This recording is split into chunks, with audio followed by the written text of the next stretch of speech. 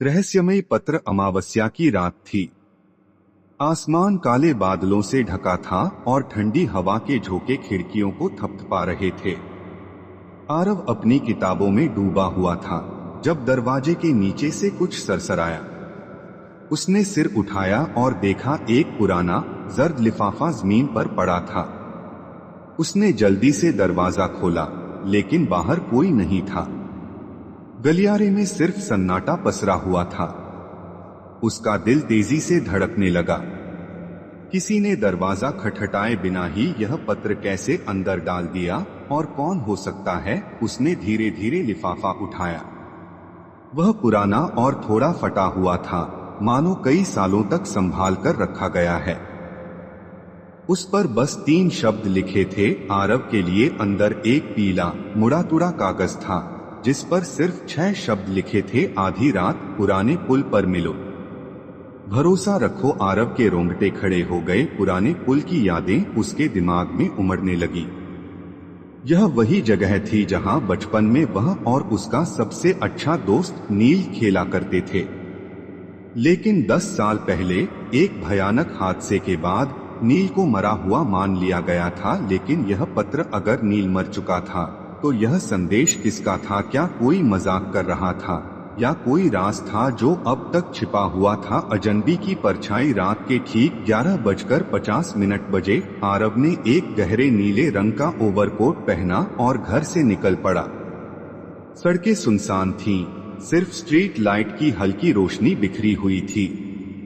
ठंडी हवा ने वातावरण को और रहस्यमय बना दिया था।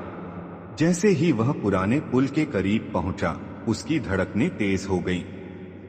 दूर पुल के दूसरी तरफ कोई खड़ा था, एक काली परछाई। आरव ने हिम्मत जुटाकर कहा, कौन हो तुम? वह परछाई धीरे धीरे आगे बढ़ी।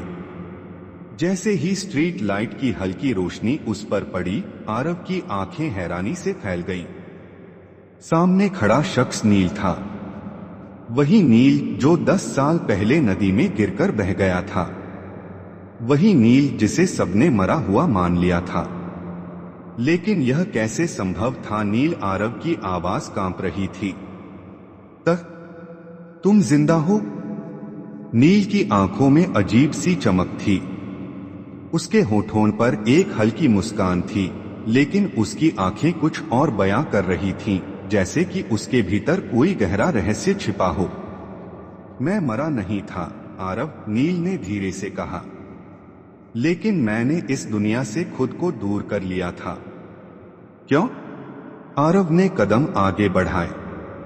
नील ने एक लंबी सांस ली और धीरे से कहा, क्योंकि उस दिन जो हुआ था वह एक हादसा नहीं था। कोई चाहता था कि मैं मर जाऊं, और अब वह तुम्हारे पीछे है। आरव के शरीर में सिहरन दौड़ गई। क्या मतलब? नील ने धीरे से इशारा किया। वह हमें देख रहा है। आरव ने तेजी से पीछे देखा। सड़क सुनसान थी, लेकिन हवा में एक अजीब सी सनसनाहट थी। क्या यह सच था या सिर्फ एक वहम? कौन था जो उनके पीछे था? और नील 10 साल से कहां था? जारी रहेगा।